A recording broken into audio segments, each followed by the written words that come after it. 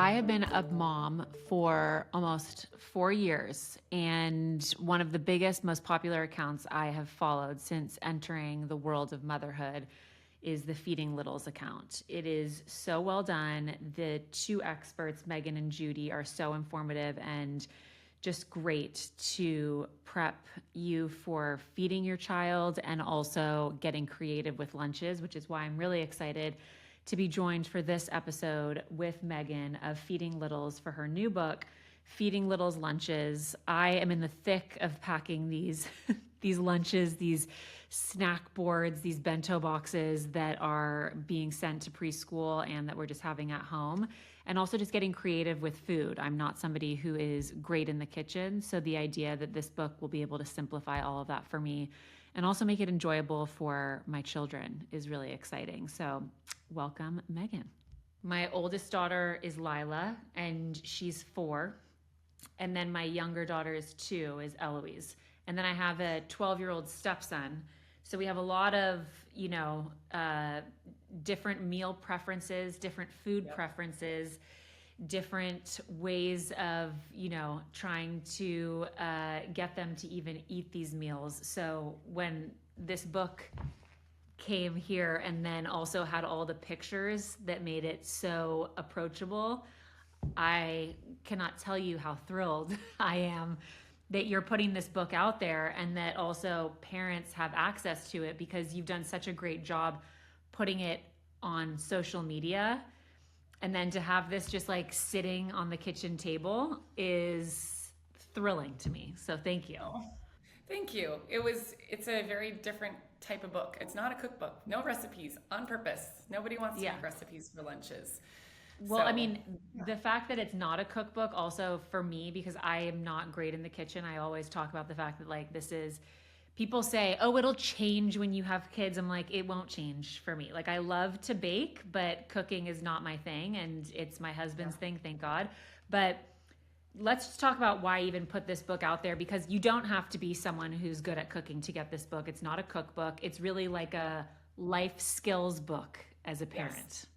Yes, and it kind of came to us when we launched a cookbook a few years ago, and one of the incentives for pre-ordering was this little lunch guide. It was just little iPhone photos of lunches that we took and just really simple descriptions, and people went totally bonkers for it. And we were like, what is this? Is this what people need? And I think people want permission to do something simple. They want to give their kids like balanced lunches. They want to give them some variety, but everything you see online seems so overwhelming in the lunch space. There's, shapes and faces on the food, Yeah. and we're spelling out their names, and like that's not what most people have the capacity for. Maybe you do it for day 1 and 2 of school, and then you're like, I can't do this anymore. And then it feels kind of like, okay, well then I'm just going to send them the same thing over and over again, which is, also fine. But I think there's a lot of parents that want a middle ground where they want ideas and they want inspiration and things that might be just a little bit unique, but they don't want to spend forever doing it. They don't have the time for Yeah. that or the desire.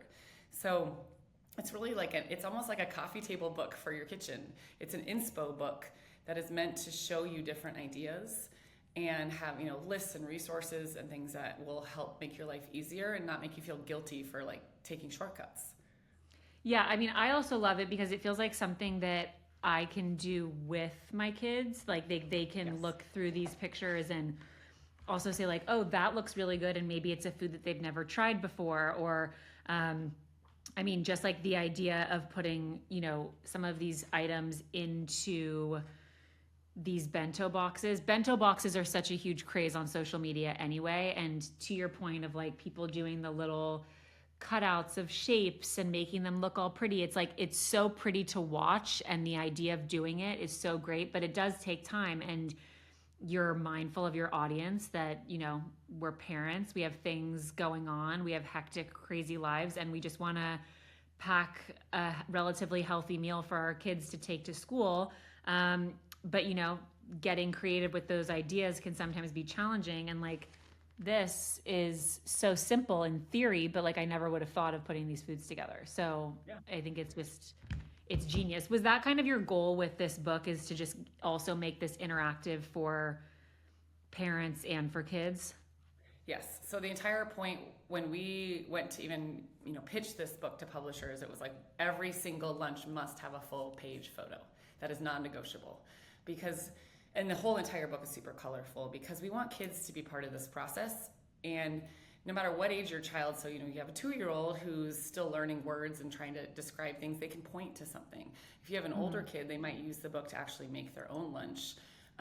Sometimes, we're so visual when it comes to eating. We eat with our eyes first. And so seeing it, allows us to know that we want to try it versus just reading about the idea in print form. We wanted our kids to be involved. We wanted our kids to get excited.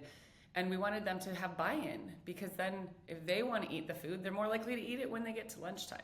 This book is, not only interactive for every member of the family, no matter what the age of the child is, but also keeps in mind that kids like certain foods. They want to be able to take them to preschool or elementary school or even beyond that. And even you have a whole thing on snack ideas, which I look at this and I just think of snack ideas for myself while doing it because it's so creative and colorful. But I mean, for the people who have been able to see this book and also the people that you've been able to interact with and get feedback from, what's been the kind of biggest takeaway from you putting this into print and not having it be just something that lives online?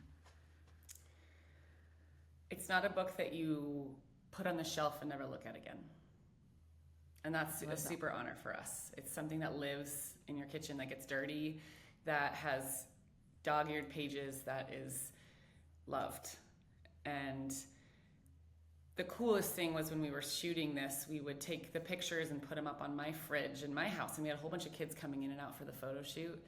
And they would just stand there in awe and point at things and go, I want to try that. I want to try that. My kids pressure me like, Mom, why aren't we trying all these different things because it looks so good and appetizing in the book. So, I kind of say in the acknowledgments, like this all really started as it's kind of a private act of love for my kids. It's a labor of love. It's not easy to make lunches frequently. And for some families, they buy lunch at school and that's totally awesome. And I wish school lunch food options were more approachable for everyone because my kids don't even like them at my school. So I beg them to do it once a week. I'm like, please, once a week, you got to give me a break here or you got to pack your own lunches. Yeah.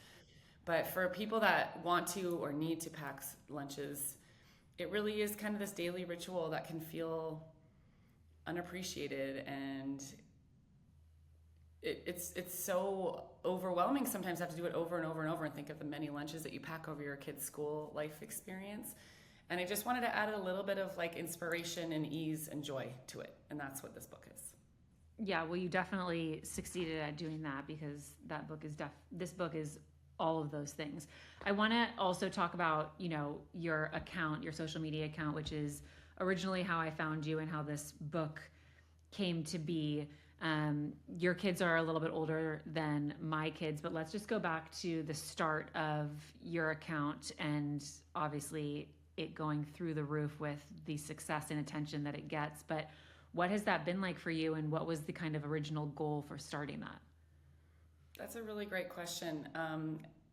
I think a lot of people think that there's a plan, right? That we all have a plan of I'm going to do this and I'm going to have meet these goals and meet these metrics and this is what's going to happen. And my business partner and I her name's Judy. She's amazing. She's an OT feeding therapist. And we simply wanted to get our information out to people. We wanted to put into an online format what we teach our clients.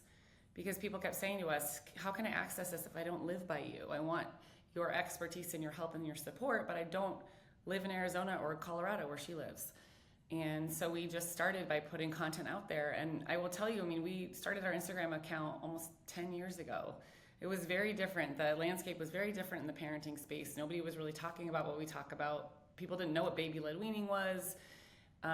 There's a lot of, it was kind of like the wild, wild west at the time in that space. And it's really gotten very overwhelming. I think it's hard for parents now to even be on social media because they're bombarded by messages of what they should be doing or shouldn't be doing. So now I feel like in creating this content, my job is not just education, it's also just this encouragement and reminder that we are born with this innate sense of, we know our kid best. We know best for our child, and we have that intuition for a reason. And yes, there's more information out there than we could ever muster, but we still have to wade through it and pick and choose what works for us. And not all of us are going to do things the same way. I also feel like I'm now just a defender of eating. Like I'm just trying to like remind people that you still have to eat, you know, like I work with a lot of women that are, you know, they've just had a baby and they're so worried about, you know, their size or how they look and all these things, which I understand that that's really what's shoved down our throats in our society. But I also want to remind them, like, baseline, you have to eat every day. You do have to eat. And for kids that are super picky or kids that are struggling with things, like, above all else, I have to get enough calories. And so much of what I do now, I feel, is shifted. It's not just straight up education. It's actual just this thread of what I hope people feel, a thread of encouragement and love, and like this reminder that you're going through this really hard and amazing time of your life, and you can do it, and you don't need to be told what's best for you. We can give you ideas, but you have that knowledge deep within you, and you can trust it. I also remember being sent your account, and as a new mom who hadn't gone through the, you know, introducing solids to a baby yet, it seemed like a big goal of you and your partners was to take the stress out of the feeding process for moms and for dads and for babies, and make it something that was a fun and enjoyable experience, and not about, like, you know, you have to eat this, you have to eat that. Making it something that was playful and fun and interactive and stress-free. Was that a big part of it for you? Was that kind of introductory to foods for babies and first-time parents? And even, like, for me, the idea of doing it again, it's like you don't remember the first two times. So, like, how do you still make it nerve-free and stress-free? I was nervous and stressed when I did it too. And so I think in the moment, I didn't realize how important it was. You know, when I love when I get asked these questions, because I think it appears as if there was a grand plan, and we were just, every single day, my goal has always just been put out content that I hope resonates, that I hope makes somebody feel like lessen the load and feel like their life is a little bit easier. I never, I don't want parents to be anxious about offering solids, because obviously the baby picks up on that anxiety. And I also want people to try to remember the big picture. You're going to start offering solid foods. Yes, it's going to be kind of a milestone, but then every day you're going to be offering it to them, and you're going to have ups and downs, and you're going to have days that are really not as great. And they're going to go through phases of not eating that much and phases of eating a lot. And the goal really is for them to kind of come to the table with kind of this ease and this knowledge that they get to eat the amount of foods that feel good in their body, and it's not going to be stressful, and they're not going to be yelled at, and nobody's going to be watching every single bite and micromanaging what goes in their mouth. And the goal eventually, as your kids get older and they get more verbal, is for that mealtime to actually be one of the only times during the day probably that you connect, and it's joyous, and it's a positive thing. And it does start, you know, when they're little, and we're laying that foundation every day, but it's not going to be this, you know, perfect thing all the time. And so we try to encourage parents, like, yes, offer that variety of food. Yes, this is what to expect. These are the things that might happen. And know that if it doesn't go perfectly, you can try again tomorrow. You have another opportunity because you get to feed them so frequently, good or bad, right? So yeah, that's also, we were taught some really weird and messed up things about food from the generation above us, and they were taught even more messed up things from the generation above them. It's not because anyone was trying to do anything problematic. They just didn't know any different, and we learned from our environment. So many people have these memories of sitting at the table and being forced to finish their vegetables, or hiding peas under the napkin, or sneaking food to the dogs so that they could get up from the table. And a lot of times it doesn't make for a very good sense of happiness around eating, right? They don't want to come to dinner. They don't like those vegetables that they were forced to eat because they were forced to eat them. And we're just trying to change the narrative and help parents, give parents a little bit of a roadmap so they know, no, you don't need to force your kids to eat. No, you don't need to make it this military kind of experience for kids to have a well-rounded diet over time. How do you do that though? Because it's obviously easier said than done, this idea of like taking the stress out of mealtime or Right. feeding your kids. And then, most kids aren't like getting really excited to have some broccoli or vegetables No. in general or fruit. So how do you tell parents to, not have their kids maybe live on like bagels and crackers and, being able to be mindful of nutrition but not cause the stress for their kids? Right. A few things. First and foremost, I think it's really helpful to look at like over the course of a month versus over the course of a day and what your child eats. Most kids are really good at kind of going heavy on the starchy, beige foods. Those are kind of the familiar foods that we know are comfortable and taste good, and they're going to be the same every time we eat them. You open up the Cheerio box and it's very predictable what you're going to get. If you get a raspberry, I don't know if you've had raspberries this year, they're real sketchy. And it's hard for kids as they're learning about the world to kind of understand that. And so they're going to go for the more predictable option. Your job as the parent is to keep providing those foods. And one thing that happens when we get frustrated or our kids start to become picky is we stop giving them the foods we don't think they're going to eat. But kids don't learn how to eat unless we give them an opportunity to eat. So whenever you decide, whenever you're preparing, putting together a meal, make sure that you're serving your kids the foods that you want them to eat. Make sure there's one familiar food on the plate. Try to make the mealtime something that's, enjoyable. I put air quotes around that because it's really hard with toddlers. They're not always enjoyable, but you know what I'm saying? Where you're not like staring at them, yelling at them, where it's actually kind of a positive, as best you can, positive experience. And know that this is not like a one meal, a one day, even a 1 month thing. This takes time and lots of practice. If kids are eating grain foods, cheese and yogurt, like so many of them love, and fruit, they're probably meeting their nutritional needs. And I know that a lot of people will come at me and say, well, they need to have, vegetables every single day. Would it be great if they did? Totally. Can they get a lot of similar nutrients from fruit? Yes, they can.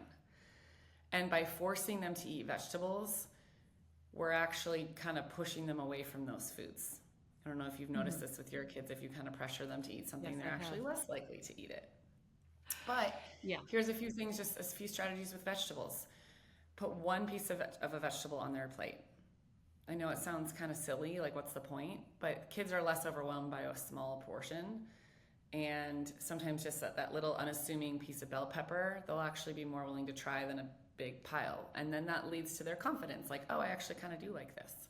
Another thing that can really help, serve them veggies when they're hungry, like when they get home from school. Obviously, you're not going to be like, here's only vegetables, but put veggies alongside whatever other snack you're offering them, and they might be more motivated because they have a lot of hunger. It can also help when you have them in the kitchen. I know that a lot of people will roll their eyes at the suggestion, and I'm not saying like they need to make every meal with you, but if there's one or two things that they can do maybe once a week, like maybe they're transferring the tomatoes into the bowl and they're touching the tomatoes, and maybe they even cut them with a little kid knife. It's incredible how much more comfortable they are with that food when they touch it and experience it. So I guess my encouragement to parents is like, if we can kind of think long term, like how do you want your kids to feel at the dinner table when they're 10 years old? Are you implementing those things now? Meaning not, bribing with them, begging them to eat certain things, negotiating with them. If you can lay off the pressure and just even experiment with it one time for one meal and see if it works better, it's kind of amazing how they respond. I think also one of the things that you've mentioned, several times on your account and also when we've chatted before is the idea of having age-appropriate expectations for mealtime. Yes. Because we also think, maybe based on how our mealtime was when we were little, like you sit at the table for this amount of time, and for a 2-year-old or for a 1-year-old, that's not enjoyable and that's not pleasant. Or even for a 4-year-old, like they're not going to be able to sit at the dinner table for 30 minutes while you and your significant other sit there and also eat a full complete meal. Is that a big part of also the shifting for parents that you work with, is like shifting this expectation of what we have for our kids for mealtime? Absolutely. And I think we don't remember being that old, but kids that age, they're so driven to move. That's their job. That's what they're trying to do. And so when they want to get up from the table, they want to run around, it's actually considered, it's encouraged. Not that we want them to learn to sit at the table, but like they're doing what their bodies are meant to do. They're trying to learn about their world and be mobile. And it doesn't necessarily jive with the like long multi-course meal expectation that some of us might have. So some things that can help with that, first and foremost, don't put everyone down. Don't have everyone sitting until the food is ready to go. If you strap your kid into their high chair or their booster seat and there's still 5 more minutes until the mealtime starts, you've already lost 5 minutes on the clock. When you guys sit down, make sure that you're kind of, at the same area if possible, like you're actually trying to sit together. I know that that is hard for, toddlers that go to bed at like 6:30 or 7. Sometimes we don't always eat at the same time. But I know it sounds strange if you're a mom and your kids are crawling all over you, but it is boring to eat by yourself. And when I say by yourself, like with no distractions, and if you think about a 2-year-old sitting there and we're expecting them to eat, they want to go play with their trains or knock over their blocks or whatever. Nobody's around them. Why are they going to stay there for longer than a few minutes? They're going to get enough food to just not be hungry anymore, but barely fill their tummies, and they're going to move along. So if we sit with them and we engage with them as best we can, you're going to buy yourself a few more minutes on the clock. What can really also help with that too is engaging in some fun food play. And I know that this is where people are like, oh my gosh, I'm not a Pinterest mom. I'm not like coming up with this whole imaginary world here. Literally like a bento pick, like those little tiny food pick things. Give them one of those, as long as they're not going to swallow it. This would be more like, a 3-year-old. See if they can pick up their food and get it in their mouth. Or see if they can line up all of their pinto beans in a row, or if they're learning shapes or letters. My kids always used to spell out their names, and they still do it, spell out their names in green beans. And we were taught not to play with our food. And while I get that like manners become a thing as they get older, and maybe this is not something you would do at a restaurant, it can actually really help them be more comfortable with eating that food and stay engaged in the meal. Because again, their job is to play and move and learn about their world. So if you're bringing that play into the meal, they're more likely to sit and be engaged. I love the idea and the emphasis that you put on family mealtime, because you see so many families now that are out to eat, and each member of the family is on technology. People are checked out. People also sometimes don't even toy with the idea of having family meals because of the stress that goes along with it, the kids don't sit, they don't eat their food. It's a whole drama and a saga. And a lot of what you do on your account and in this book is kind of bring the importance back to how valuable it is to have meals together as a family, whether it's planning it together, picking it together, doing it together, but also sitting down at the table and eating together. And it's such an important part of family and raising kids, and in a fast-paced world and society that we live in, one that I think is, forgotten about. Yeah. It doesn't have to be fancy. I think family meals, especially if you haven't been doing them, or especially if you didn't experience them growing up, people think they have to have this like formal fancy setup. They have to have this nice dining table and multiple courses and bring out the china and all this stuff. Family meals literally mean just eating together wherever you are. That could literally be at a fast food restaurant in the like kid area where you're just sitting down at the table there. It could be at a picnic, or on your back, patio when you're barbecuing and you're using paper plates because you're too fatigued to do the dishes that day. It doesn't have to be fancy, and it doesn't have to be all or nothing.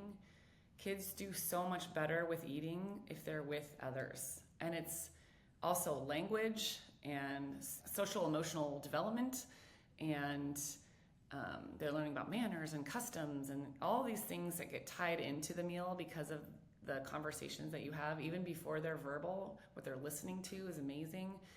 it's an opportunity to connect. What about picky eaters? This is a big subject that comes Yes. up from people submitting questions. Yes. And also, just in my world, especially, I am definitely, I admit, I'm a picky eater as an adult. I was a picky eater as a child. My husband constantly is playfully on me about the picky eating, and also the fact that, like, I will walk around with a box of Mary's Gone crackers and then tell my kids to eat their food, but I'm walking around with crackers. Uh-huh. So, how can we as parents help with picky eating and also navigating that? Maybe if you're not someone like me who is an adventurous eater, but your kids are picky. That's hard. Can I ask you what your foods, like your preferences are? Is there a long list of foods that you don't like? Like, I just prefer the children's menu. Okay. I mean, I've worked with clients that literally only eat bread and cheese and marinara sauce products, and that's it. So I get it. Like, it's There hard. you go. And picky eating can be challenging. I think we take it as a personal affront if our kids are picky. Like, they're either disrespecting the food that we're providing, or we did something wrong, because we didn't want to have a picky eater and we thought we were doing all the things, and now they're picky and we must have messed up. There is a genetic component to it, so it is kind of interesting that you mention, your experience and that, your kids might be following suit in a little bit. Picky eating is multifaceted. It's not just like, oh, I don't want to eat that food, or I'm just being particular. It can be sensory oriented. It can be from oral motor issues. You don't like how it feels in your mouth, or you struggle to chew it or swallow it effectively. It can be environmental. It can, there's so many different reasons that picky eating occurs. And then there's also the kind of fact that picky eating is kind of a natural part of development for young children. It is considered expected. I don't like using the word normal because I think it can be so loaded, but it's normal for toddlers to be picky. We theorize that it's because they're meant to be suspicious of new or strong flavored foods. And that's because when they gain more independence and they're able to walk around and do things on their own, we don't want them walking into the woods and eating the poisonous berry or the poisonous mushroom. We want them to have some skepticism built in. And we think there's some sort of biology at play that keeps them from wanting to eat all the things. And I think that helps ease parents' minds a little bit. You're not doing something wrong if your kid suddenly becomes picky. It's not them being a brat. It's not them being ungrateful. Like, they are meant to go through this phase. And there's a very big range of how extreme it can be. And obviously, if it's really extreme, or your child has ARFID or has major eating issues, I'm hoping that you're getting help, one-on-one help for that. I'm hoping you're working with a feeding therapist. But, even the most adventurous of eaters go through picky eating phases. If we respond with force feeding or bribing or begging them, then we're starting to step over the line of what their job is, which is to decide how much to eat and to decide which foods to eat from what we serve. And we don't know why they don't like something. Sometimes it doesn't feel good in their bellies. Now that my kids have more language and more awareness of their bodies, they'll sometimes say, when I eat this, I get a headache. Or when I eat this, this really hurts this part of my stomach. Or I feel stuffy after eating this. That's something they couldn't have told me when they were 2. Yeah. But now that they have the language and cognition for it, it's amazing, because I'm like, wow, I'm really glad I didn't make you eat that, because it didn't make you feel good. So if I'm giving my kids dinner and my daughter says, I don't like that, I don't want to eat that for dinner, and doesn't want to sit down and runs away, or has one bite of something and says, I'm full, I'm done. What do I do? How do you handle that? How old is this one? Is this the 4-year-old or the 2-year-old? Yes. 4. Both. No, my 4? 2-year-old actually is like the totally opposite of me. She's much more like my husband with her, she's adventurous. Both my brothers are much more adventurous with food than my sister and I in our family. And my second daughter is definitely like that. Like, she'll try anything. She eats, whatever. She's much more adventurous. She'll try different things. She is pretty consistent. My older daughter is exactly like me, and also, by the way, exactly like my mother. It's her fault. Blame it So on her. I know, blame it on my mom. Well, that's the So thing. yeah. Like, it's hard to see something in your child that is actually maybe a frustration even of yourself. Like, you might want to be a more adventurous eater, and you want that for your kids. And when they start to exhibit those behaviors, you're like, oh, what, why? But I know. a lot of times they might get it from us, and that is an interesting thing to grapple with. That's the most humbling part of parenting, I think, is when you see something about It your kid and you're really, like, I mean, it oh, definitely is. And also, like, I grew up with the if you finish all your carrots, you'll be able to get a cookie, or, right. the kind of old school bribery Hmm. of don't get up from the table until you finish your meal. And I think Right. that's obviously like the times, and we've learned so Yeah. much from that. So if I don't want to repeat that kind of language, what's the best way to handle if your child is, pickier, or says, I don't want to eat that, or I'm full, and then is ending up asking for a snack as you're putting them down for a bedtime? Great question. I wish I had like a 5-word answer, but I'm going to give you a few pieces. First Great. and foremost, try to like pretend it doesn't bother you. And I Okay. always like to say, it's okay, you don't have to eat it. It's okay, Okay. you don't have to eat it. Because if they're sensing pressure or this kind of like, I know, and you're gonna have to like sit on your hands and kind of take a deep breath, it's okay, you don't have to eat it. It's not, again, it's not a personal attack. It doesn't mean that your cooking or the energy you put into it or the money you spent on the food is, something that they're scoffing at. It's just developmental. And they like autonomy and control. So this is where you can start to give them something to do. It's okay, you don't have to eat it. We're gonna have bread with our dinner, and I want everyone to have like buttered bread. Can you butter the bread for everyone? 4-year-olds, even young, 2-year-olds, they love doing stuff like that. Something that feels like a big kid activity. And so get them involved in something that gives them autonomy and ownership of the meal. Again, not with the like, okay, now you're done. Now you have to eat all of your food. With just the idea that you're trying to get them to sit a little bit longer, you're trying to get them to touch food and stay engaged. And then one thing you can do, when they're actually at the table, it's fun to play your highs and lows of the day, or I Spy, or something where they're starting to open up and talk to you a little bit. I'm going to say the line of a song. Can you finish that line? It does obviously require a little extra effort, but it allows them to kind of feel included and involved, and it can be a ritual that you do. We literally do like the high and low at our table. Like, what was the best part of the day? What was the worst part of the day? And everyone's listening and everyone's giving feedback. And by the end, it's taken 5 minutes, 10 minutes, and now people are eating and going with it. Another thing that you can try is to have your child feed you. That can especially work for younger kids. They think it's really Yeah. funny. Like, Hmm. I'm really struggling to pick this up. Can you cut this for me? Can you cut this and can you put it in my mouth? Can you feed me? And they tend to find it hilarious. You can even do it with like a doll or like an ant, a little stuffy or something. Pretend to feed your animal. Hmm. But any time that you're getting them at the table engaged, not with the pressure of eating, but more of the like intent that, hey, I know that for some reason you're pushing back on this, and I'm not going to fight with you about it. Instead, I would like to invite you in, and I would like to make this a positive thing for you. And then if they don't eat, they don't eat. And that's kind of an annoying, difficult thing to grasp for parents. Hmm.